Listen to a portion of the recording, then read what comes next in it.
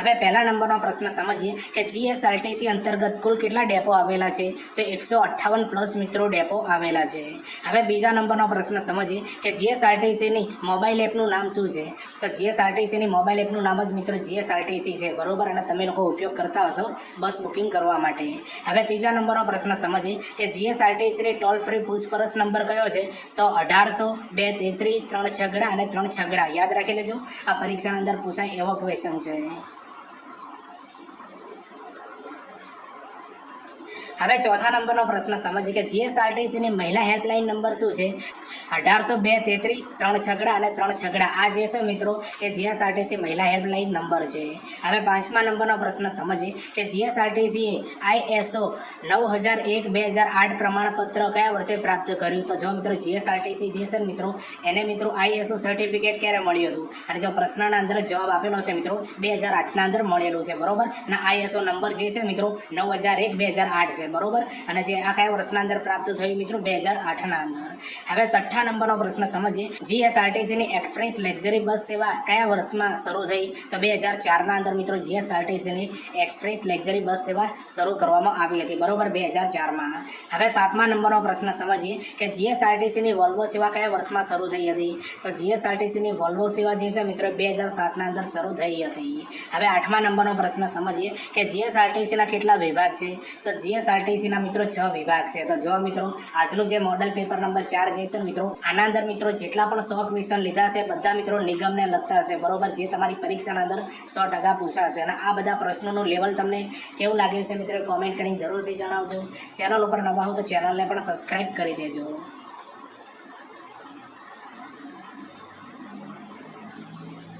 હવે નવમા નંબરનો પ્રશ્ન સમજીએ જીએસઆરટીસીની સીઆરપીએમ જયંતિ કયા વર્ષે ઉજવાય છે તો 2010ના અંદર મિત્રો ઉજવાઈ હતી જીએસઆરટીસીની સીઆરપીએમ જયંતિ બરોબર। તો જુઓ મિત્રો આ લેવલના ક્વેશ્ચન પૂછાશે। હવે 10મા નંબરનો પ્રશ્ન સમજીએ કે જીએસઆરટીસીની સુગમ્ય સેવા કયા વર્ષમાં શરૂ થઈ હતી તો 2013ના અંદર મિત્રો જીએસઆરટીસીની સુગમ્ય સેવા શરૂ થઈ હતી। હવે 11મા નંબરનો પ્રશ્ન સમજીએ કે જીએસઆરટીસીની ઈ ટિકિટ સેવા કયા વર્ષમાં શરૂ થઈ હતી તો જીએસઆરટીસીની ઈ ટિકિટ સેવા જે છે મિત્રો 2010ના અંદર શરૂ થઈ હતી।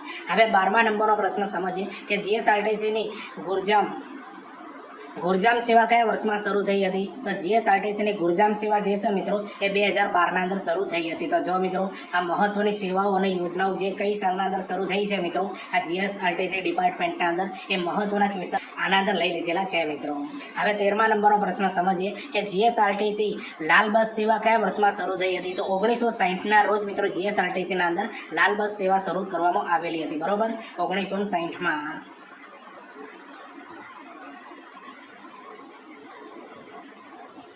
હવે 14મા નંબરનો પ્રશ્ન સમજીએ કે જીએસઆરટીસીનો પ્રથમ મહિલા કંડક્ટર ચૂંટાયેલું નામ શું છે મિત્રો જો મિત્રો જીએસઆરટીસીના અંદર પ્રથમ મહિલા કંડક્ટર હતા ને એમનું નામ શું હતું મિત્રો તો નિર્જા શેઠ હતું બરોબર નિર્જા શેઠ।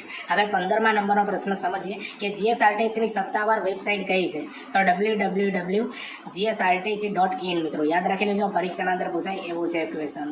હવે 16મા નંબરનો પ્રશ્ન સમજીએ કે જીએસઆરટીસીમાં અધિનિયમ હેઠળ કાર્ય કરે છે તો જો મિત્રો જીએસઆરટીસી જે છે મિત્રો કયા અધિનિયમ હેઠળ કાર્ય કરે છે તો રોડ ટ્રાન્સપોર્ટ કોર્પોરેશન અધિનિયમ 1950 યાદ રાખી લેજો મિત્રો, રોડ ટ્રાન્સપોર્ટ કોર્પોરેશન અધિનિયમ 1950 હેઠળ કાર્ય કરે છે જીએસઆરટીસી।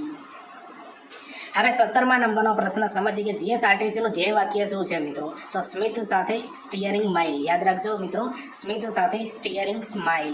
હવે 18મા નંબરનો પ્રશ્ન સમજીએ કે જીએસઆરટીસીનું પૂર્ણ સ્વરૂપ શું છે તો ગુજરાત રાજ્ય માર્ગ વાહન વ્યવહાર નિગમ બરોબર, જીએસઆરટીસીનું પૂર્ણ સ્વરૂપ શું છે મિત્રો ગુજરાત રાજ્ય માર્ગ વાહન વ્યવહાર નિગમ।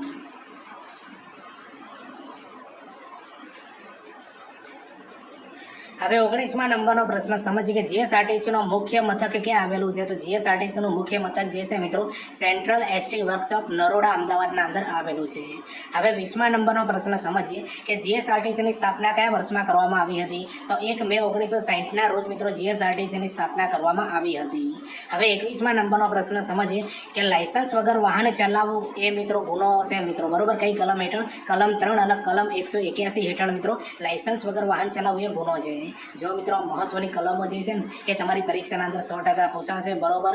અને આના અગાઉ આપણે એક વિડીયો બનાવ્યું છે મિત્રો, જેનું નામ છે મિત્રો મોટર વ્હીકલ એક્ટ 1988, જે સંપૂર્ણ મિત્રો MCQ બેઝ આપણે ભણાવ્યો છે, બરોબર. અને એ વિડીયો મિત્રો આપણા પ્લેલિસ્ટના અંદર પડેલું છે, બરોબર. ચેનલ પર જઈને તમે પ્લેલિસ્ટના અંદર જઈને એ વિડીયો તમે જોઈ શકો છો.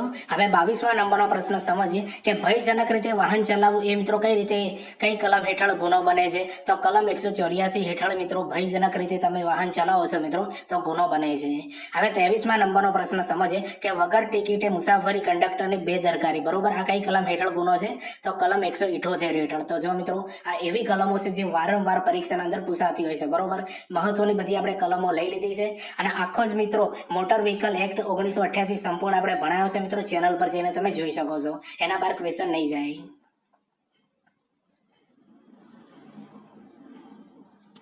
હવે 24મા નંબરનો પ્રશ્ન સમજીએ કે ઇમરજન્સી વાહનોને રસ્તો ન આપવો એ કઈ કલમ હેઠળ ગુનો બને છે? તો કલમ 194 મુજબ મિત્રો ગુનો બને છે, બરોબર. ઇમરજન્સી વાહનોને રસ્તો ન આપવો, દાખલા તરીકે એમ્બ્યુલન્સને તમે રસ્તો ના આપો મિત્રો તો તમને મિત્રો ગુનો બની શકે છે કલમ 194 મુજબ. હવે 25મા નંબરનો પ્રશ્ન સમજીએ કે સગીર વયના બાળક દ્વારા વાહન ચલાવવું એ ગુનો કઈ રીતે બને? તો કલમ 199 મુજબ સગીર વયના બાળક વાહન ચલાવતા હોય તો ગુનો બને છે, બરોબર. કલમ 199 મુજબ. હવે 26મા નંબરનો પ્રશ્ન સમજીએ કે દારૂ પીને વાહન ચલાવવું મિત્રો એ કલમ 185 મુજબ ગુનો બને છે. હવે 27મા નંબરનો પ્રશ્ન સમજીએ કે ગતિ મર્યાદાનો ભંગ કરવો, ઓવર સ્પીડ એ મિત્રો ગાડી ચલાવવી, બરોબર. તો એ કલમ 183 મુજબ ગુનો બને છે. હવે 28મા નંબરનો પ્રશ્ન ખૂબ ઇમ્પોર્ટન્ટ ક્વેશ્ચન મિત્રો હવે ચાલુ થાય છે કે સૌથી લોકપ્રિય લક્ઝરી સેવા કઈ છે મિત્રો? તો ગુર્જર નગરીની છે, બરોબર. જે સૌથી લોકપ્રિય લક્ઝરી સેવા કહેવાય છે, બરોબર, ગુર્જર નગરી, ગુજરાત નગરી પણ એને કહેવાય છે.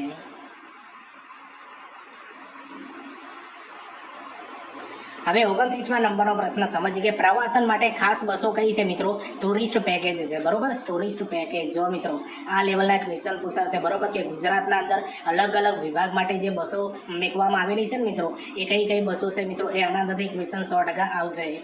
હવે 30મા નંબરનો પ્રશ્ન સમજીએ કે આરામદાયક એર કન્ડિશનર પ્રવાસની બસનું નામ શું છે મિત્રો? એસી સેવા ચાલુ છે, બરોબર, એસી સેવા.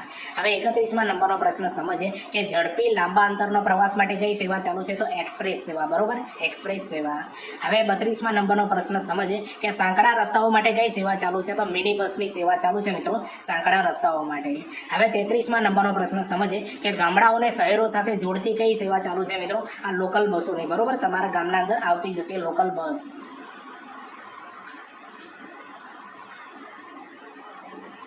હવે 34મા નંબરનો પ્રશ્ન સમજીએ કે રાત્રિ પ્રવાસ માટે કઈ છે મિત્રો? સ્લીપર કોચ મિત્રો, યાદ રાખી લેજો. સ્લીપર કોચ જે છે મિત્રો રાત્રિ પ્રવાસ માટે ચાલતી આ સેવા છે બસની. હવે 35મા નંબરનો પ્રશ્ન સમજીએ કે અત્યાધુનિક આરામદાયક મુસાફરી કઈ છે મિત્રો? જો અત્યાધુનિક આરામદાયક મુસાફરી કઈ છે? તો વોલ્વો મલ્ટી એક્સલ, યાદ રાખજો મિત્રો, વોલ્વો મલ્ટી એક્સલ. તો જો મિત્રો આના અંદરથી આવા બધા ક્વેશ્ચન નીકળી શકે. અને આજના જે આ 100 ગુણનું જે મોડલ પેપર છે ને એના અંદર નિગમના લગતા મિત્રો યુનિક ક્વેશ્ચન આના અંદર તમને જોવા મળે છે, જે તમારી પરીક્ષાના અંદર 100% પૂછાશે. એટલે ચેનલને સબસ્ક્રાઇબ કરી દેજો, હજુ ઘણા બધા ટોપિક ઉપર વિડીયો આવશે. હવે 36મા નંબરનો પ્રશ્ન સમજીએ કે બસમાં કોઈ મુસાફર પડી જાય તો કંડક્ટરે શું કરવું જોઈએ? તો મદદ કરવી અને જરૂરી કાર્યવાહી કરવી જોઈએ, બરોબર. બસના અંદર કોઈ મુસાફર પડી જાય તો કંડક્ટરે શું કરવું જોઈએ? મદદ કરવી જોઈએ અને જરૂરી કાર્યવાહી એટલે એને સેવા પૂરી પાડવી જોઈએ. હવે 37મા નંબરનો પ્રશ્ન સમજીએ કે કંડક્ટરે ફરજ દરમિયાન કઈ બાબતમાં ચોકસાઈ રાખવી જોઈએ? ભાડું અને ટિકિટ વ્યવહાર વ્યવસ્થિત કરવો જોઈએ મિત્રો. આ કંડક્ટરની ફરજોના અંદર મિત્રો આ પ્રશ્નો પૂછાશે અને સંપૂર્ણ મિત્રો કંડક્ટરની ફરજો, બરોબર, 100+ ક્વેશ્ચન આપણે એક વિડીયો બનાવેલું છે, બરોબર. તમે જે ચેનલ પર જઈને પણ જોઈ શકો છો.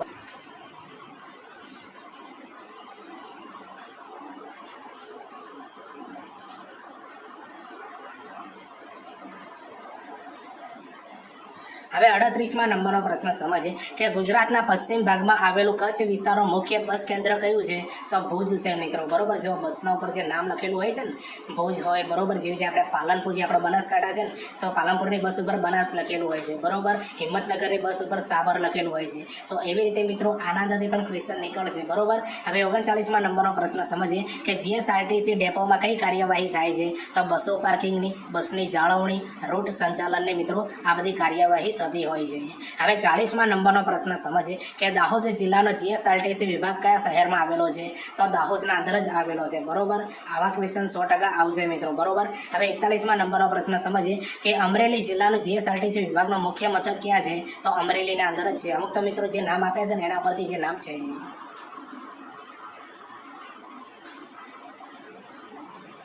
હવે 42મા નંબરનો પ્રશ્ન સમજીએ કે મોરબી જિલ્લા કયા જીએસઆરટી વિભાગ સાથે જોડાયેલ છે? તો રાજકોટ. મિત્રો યાદ રાખજો, મોરબીનું મેન સ્થળ કયું છે? રાજકોટ. હવે 43મા નંબરનો પ્રશ્ન સમજીએ કે બોટાદ વિસ્તાર માટે કયો જીએસઆરટીસી વિભાગ મહત્વનો છે? તો બોટાદ માટે છે મિત્રો ભાવનગર. હવે 44મા નંબરનો પ્રશ્ન સમજીએ કે નર્મદા જિલ્લાનો વિસ્તાર કયા જીએસઆરટીસી વિભાગ સાથે જોડાયેલ છે? તો ભરૂચ સાથે જોડાયેલો છે. બરોબર, અને ખૂબ ઇમ્પોર્ટન્ટ ક્વેશ્ચન છે મિત્રો. 2 થી 4 ગુણના અંદર આના અંદર ક્વેશ્ચન આવશે. હવે 45મા નંબરનો પ્રશ્ન સમજીએ કે પોરબંદર વિસ્તાર માટે કયો જીએસઆરટીસી વિભાગ મહત્વનો છે? તો જુનાગઢ છે મિત્રો. કયો છે? જુનાગઢ. હવે 46મા નંબરનો પ્રશ્ન સમજીએ કે પાટણ વિસ્તાર કયા જીએસઆરટીસી વિભાગ સાથે જોડાયેલો છે? તો મહેસાણા સાથે જોડાયેલો છે મિત્રો આ પાટણ વિસ્તાર. બરોબર, મહેસાણા સાથે જોડાયેલો છે મિત્રો પાટણ વિસ્તાર. તો જો મિત્રો આ છે મોડેલ પેપર નંબર 4. બરોબર, આના અગાઉ મિત્રો આપણે મોડેલ પેપર નંબર 1, 2 અને 3 તમે ના જોયું હોય તો ચેનલ પર જઈને જોઈ લેજો મિત્રો. ખૂબ ઇમ્પોર્ટન્ટ છે મિત્રો. એના અંદરથી ક્વેશ્ચન 100% આવશે. આ જે મોડેલ પેપર નંબર 4 છે મિત્રો, આના અંદર જ ખાલી નિગમને લગતા પ્રશ્નો છે. બાકી જે આગળના 3 મોડેલ પેપર બનાવ્યા છે ને સંપૂર્ણ અભ્યાસક્રમ આધારિત અને જે તમારા ટોપિક આપે છે ને અભ્યાસક્રમના અંદર એ અભ્યાસક્રમ આધારિત આપણે બનાવેલા છે. બરોબર, તમે ચેનલ પર જઈને જોઈ લેજો.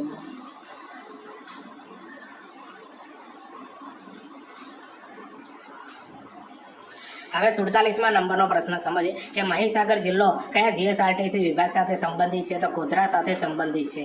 હવે 48મા નંબરનો પ્રશ્ન સમજીએ કે મુસાફર પાસેથી ભાડું લીધા પછી ટિકિટ આપવી એ શું છે મિત્રો? તે કંડક્ટરની ફરજ છે મિત્રો. ભાડું લીધા પછી તરત જ એને ટિકિટ આપી દેવી જોઈએ. હવે 49મા નંબરનો પ્રશ્ન સમજીએ એક ઉત્તમ જીએસઆરટીસી કંડક્ટર કયા ગુણ ધરાવે છે? તો પ્રામાણિકતા, શિસ્ત, સમય પાલન અને સેવા ભાવના. યાદ રાખી લેજો, આ બધા એના ગુણો છે. હવે 50મા નંબરનો પ્રશ્ન સમજીએ કે કંડક્ટરે બસમાં ચડતા મુસાફરોને શું સુનિશ્ચિત કરવું જોઈએ? તો સલામતી રીતે ચડે મિત્રો. એ મિત્રો એને શું સુનિશ્ચિત કરવું પડે.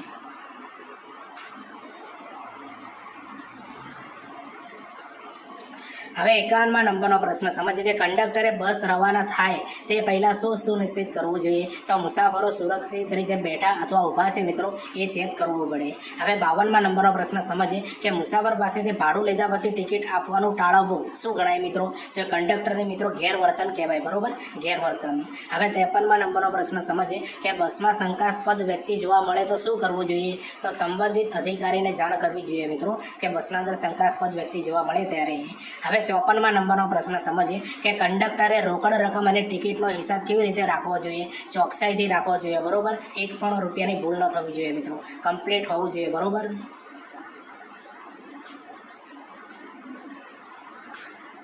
હવે 55મા નંબરનો પ્રશ્ન સમજીએ કે કંડક્ટરે બસમાં મળેલી ખોવાયેલી વસ્તુનું શું કરવું જોઈએ? તો નોંધ કરીને જમા કરાવવી જોઈએ. હવે 56મા નંબરનો પ્રશ્ન સમજીએ કે બસમાં વધુ ભીડ થાય તો શું જોખમ છે? તો સલામતી જોખમાઈ જાય મિત્રો. બરોબર, બસને મિત્રો પેસેન્જરની જેટલી લિમિટ હોય છે લિમિટ બહાર તમે પેસેન્જર ભરો છો તો સલામતી જોખવાઈ જાય છે. ઘણા બધા મિત્રો કિસ્સાઓ બનતા હોય છે અકસ્માતના, તમે જાણતા જ હશો. હવે 57મા નંબરનો પ્રશ્ન સમજીએ બસમાં કોઈ મુસાફર ચડતી વખતે લપસી જાય તો કંડક્ટરે શું કરવું? બરોબર, જો લખતી નહીં મિત્રો લપસી જાય. બરોબર, મેં સુધારી દી પીડીએફના અંદર. તો લપસી જાય તો કંડક્ટરે શું કરવું? તો તરત જ મદદ કરવી જોઈએ મિત્રો, એને ઊભો કરી દેવો જોઈએ. હવે 58મા નંબરનો પ્રશ્ન સમજીએ કે મુસાફરોને ટિકિટ આપ્યા વગર ભાડું લેવું શું ગણાય છે? તો નિયમ ભંગ કહેવાય મિત્રો. બરોબર, નિયમનો ભંગ કર્યો એમ કહેવાય છે.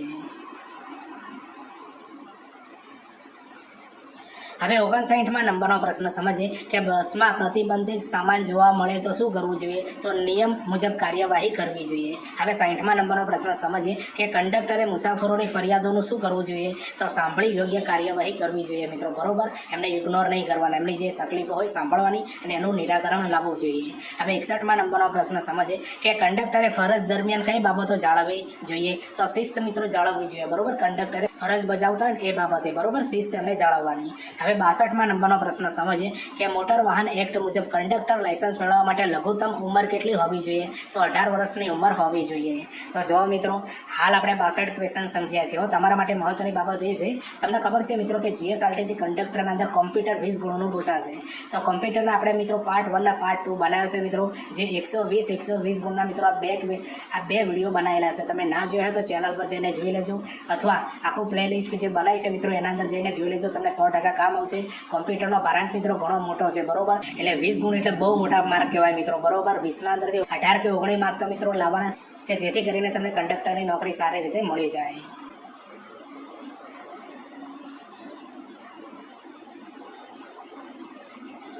હવે 63માં નંબરનો પ્રશ્ન સમજીએ કે બસમાં મુસાફરી દરમિયાન જો કોઈ વ્યક્તિ ટિકિટ વિના પકડાય તો કંડક્ટર દ્વારા કઈ કલમ હેઠળ કાર્યવાહી થઈ શકે?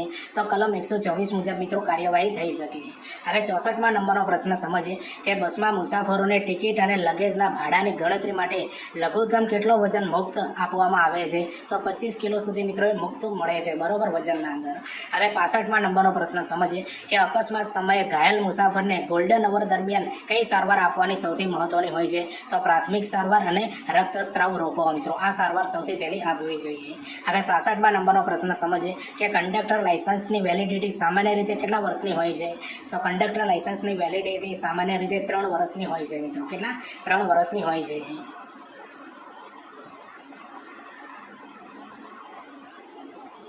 હવે 67માં નંબરનો પ્રશ્ન સમજીએ કે સ્ટેજ કેરેજ વાહનમાં મુસાફરોને ટિકિટ ચેક કરવાનો અધિકાર કોને પાસે હોય છે? તો મોટર વ્હીકલ ઇન્સ્પેક્ટર, બરોબર, અથવા એસટી ચેકિંગ સ્ટાફ પાસે હોય છે મિત્રો. મોટર વ્હીકલ લખવાના અંદર થોડું ભૂલ થઈ છે મિત્રો, બરોબર. પીડીએફના અંદર સુધારી દઈશ, બરોબર. હું જે બોલું છું એ સાંભળજો. હવે 68માં નંબરનો પ્રશ્ન સમજીએ કે બસમાં મુસાફરી કરતા અંધ અથવા દિવ્યાંગ વ્યક્તિને ટિકિટ ભાડામાં કેટલી ટકા રાહતની મળવાપાત્ર છે? તો 100% મિત્રો. નિયમ અનુસાર મિત્રો જે વિકલાંગ વ્યક્તિઓ, દિવ્યાંગ વ્યક્તિ હોય ને, મફત મુસાફરી કરવાની હોય છે ને, એમનો જે સહાયક હોય ને મિત્રો, એને 50% ઓફ હોય છે. હવે 69માં નંબરનો પ્રશ્ન સમજીએ કે કંડક્ટરે બસ ઉપાડતા પહેલા ડ્રાઈવરને કઈ રીતે સિગ્નલ આપવાનું હોય છે? તો 2 બેલ વગાડીને, બરોબર, 2 ઘંટડી વગાડીને.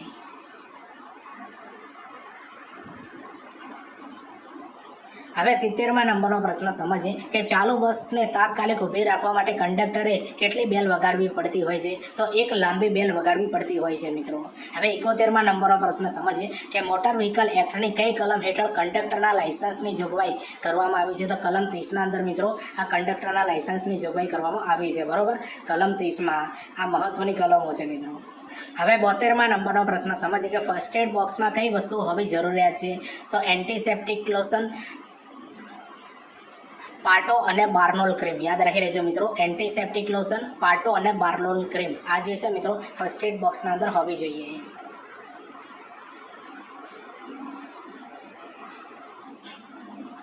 હવે 73માં નંબરનો પ્રશ્ન સમજીએ કે મુસાફરોની સલામતી માટે નિગમની મુખ્ય જવાબદારી શું છે? તો સુરક્ષિત અને આરામદાયક મુસાફરી સુનિશ્ચિત કરવી મિત્રો, આ એમની પહેલી ફરજ છે, જવાબદારી છે મિત્રો.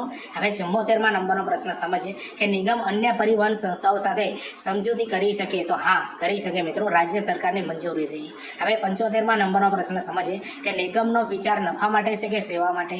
સેવા માટે છે મિત્રો, નફો મુખ્ય ઉદ્દેશ્ય નથી મિત્રો આ નિગમનો. 76માં નંબરનો પ્રશ્ન સમજીએ કે નિગમ કોના માટે સરકાર તરફથી ગેરંટી મેળવી શકે? તો હા, મેળવી શકે છે મિત્રો, અને રાજ્ય સરકારની મંજૂરીથી મેળવી શકે છે. તો જો મિત્રો આ 76 ક્વેશ્ચન આપણે સારી રીતે સમજ્યા છીએ, બરોબર. તો હવે તમારા માટે મિત્રો એક મહત્વનો ટોપિક છે રોડ સેફટી, બરોબર. રોડ સેફટીનો પાર્ટ 1 અને પાર્ટ 2 આપણે બનાવી દીધો છે મિત્રો, ચેનલ પર જઈને જોઈ લેજો. એક પાર્ટના અંદર મિત્રો 104 ક્વેશ્ચન છે, અને બીજા પાર્ટના અંદર પણ 104 ક્વેશ્ચન છે. એટલે બંને પાર્ટ ભેગા કરો એટલે 208 ક્વેશ્ચન થાય છે મિત્રો રોડ સેફટીના. અને રોડ સેફટી તમારી પરીક્ષાના અંદર 10 ગુણના અંદર પૂછાશે. તમે ના જોયો હો તો ચેનલ પર જઈને જોઈ લેજો, પ્લેલિસ્ટના અંદર આ બંને વિડીયોની લિંક પડી છે.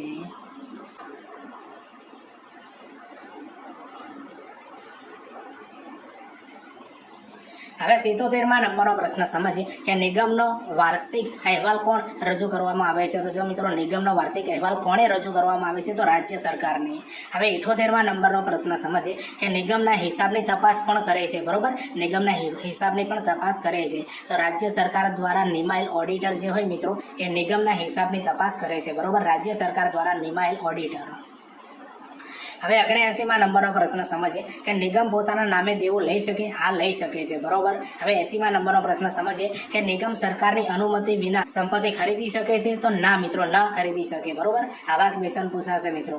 હવે 81માં નંબરનો પ્રશ્ન સમજીએ કે નિગમ સરકારની અનુમતિ વિના મિલકત વેચી શકે છે? તો ના વેચી શકે મિત્રો, એ ના વેચી શકે.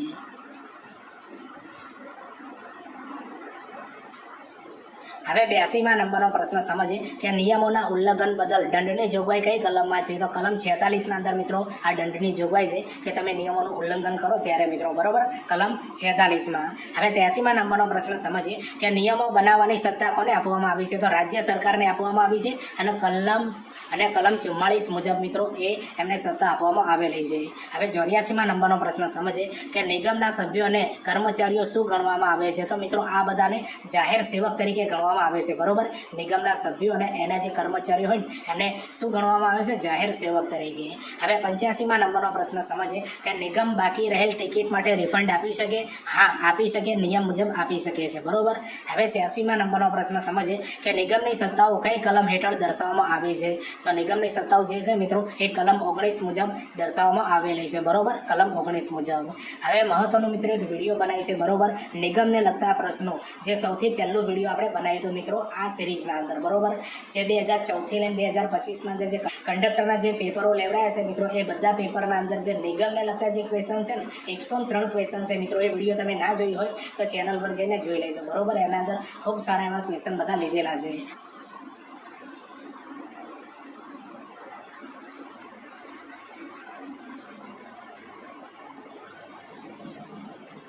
હવે 87માં નંબરનો પ્રશ્ન સમજીએ કે નિગમની સામાન્ય ફરજ કઈ કલમ હેઠળ ગણવામાં આવી છે? તો કલમ 18 મુજબ મિત્રો ગણવામાં આવી છે.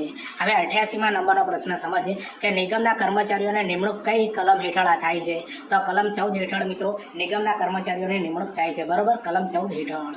હવે 89માં નંબરનો પ્રશ્ન સમજીએ કે નિયામક મંડળનો કાર્યકાળ કેટલો હોય છે? તો જો મિત્રો નિયામક મંડળનો કાર્યકાળ કેટલો હોય છે? 5 વર્ષનો હોય છે મિત્રો, 5 વર્ષનો.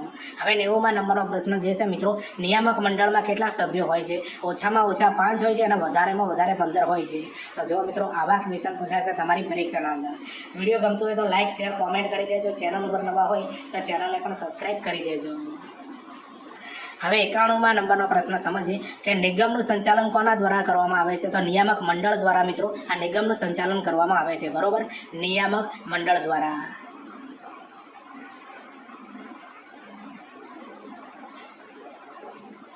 હવે 92માં નંબરનો પ્રશ્ન સમજીએ કે નિગમને અલગ અલગ કાનૂની વ્યક્તિ તરીકે માન્યતા કઈ કલમ હેઠળ મળેલી છે? તો કલમ 4 મુજબ મિત્રો મળેલી છે. હવે 93માં નંબરનો પ્રશ્ન સમજીએ કે વાહન વ્યવહાર નિગમની સ્થાપના કઈ કલમ હેઠળ થાય છે? તો કલમ 3 હેઠળ થાય છે મિત્રો, વાહન વ્યવહાર નિગમની સ્થાપના. હવે 94માં નંબરનો પ્રશ્ન સમજીએ કે વાહન વ્યવહાર નિગમ અધિનિયમ કઈ તારીખે અમલમાં આવ્યો હતો?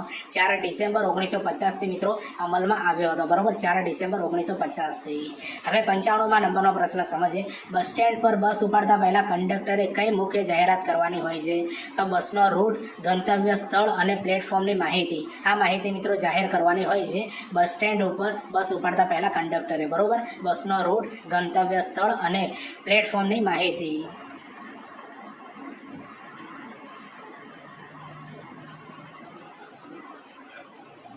હવે 96માં નંબરનો પ્રશ્ન સમજીએ કે ચાલુ બસે ભાડું વસૂલ્યા વગર મુસાફરને બેસાડવા એ કયા પ્રકારનો ગુનો છે મિત્રો? ગંભીર શિસ્ત ભંગ અને નાણાકીય ગેરરીતિનો ગુનો આ કહેવાય છે મિત્રો. હવે 97માં નંબરનો પ્રશ્ન સમજીએ કે બસમાં ફર્સ્ટ એડ બોક્સ રાખવાની જવાબદારી કોની છે? તો ફરજ પરના કંડક્ટરની હોય છે. હવે 98માં નંબરનો પ્રશ્ન સમજીએ કે કંડક્ટર લાયસન્સ માટે લઘુત્તમ શૈક્ષણિક લાયકાત અને કઈ સર્ટિફિકેટ છે? તો ધોરણ 12 પાસ હોવું જોઈએ મિત્રો અને ફર્સ્ટ એડનું સર્ટિફિકેટ હોવું છે કંડક્ટર લાયસન્સ માટે અને લઘુત્તમ શૈક્ષણિક લાયકાત છે મિત્રો, બરોબર. ધોરણ 12 પાસ હોવું જોઈએ અને ફર્સ્ટ એડનું સર્ટિફિકેટ હોવું જોઈએ. હવે 99માં નંબરનો પ્રશ્ન સમજીએ કે કંડક્ટર લાયસન્સ અને બેઝ મેળવવા માટે મોટર વ્હીકલ એક્ટની કઈ કલમ હેઠળ જોગવાઈ છે? તો કલમ 30 મુજબ આ કંડક્ટરનો લાયસન્સ અને બેઝ મેળવવાની મોટર વ્હીકલ એક્ટની મિત્રો આ કલમ 30ના અંદર એની જોગવાઈ આપેલી છે. તો જો મિત્રો આજનું મોડેલ પેપર નંબર 4 છે મિત્રો, જેના અંદર આપણે નિગમને લગતા મહત્વના પ્રશ્નો આજે સમજ્યા છીએ મિત્રો. અને આ પ્રશ્નોનું લેવલ તમને કેવું લાગે છે કોમેન્ટ કરી જરૂરથી જણાવજો. તો લાસ્ટમાં 100મા નંબરનો પ્રશ્ન આપણે સમજીએ કે એસટી બસમાં કયા પ્રકારનો સામાન લઈ જવાની સખત મનાઈ છે? તો જ્વલનશીલ પદાર્થો, ફટાકડા અને ગેરકાયદેસર પ્રતિબંધ વસ્તુઓ મિત્રો તમે એસટી બસના અંદર ના લઈ જઈ શકો, બરોબર? એના અંદર સખત મનાઈ છે. તો જો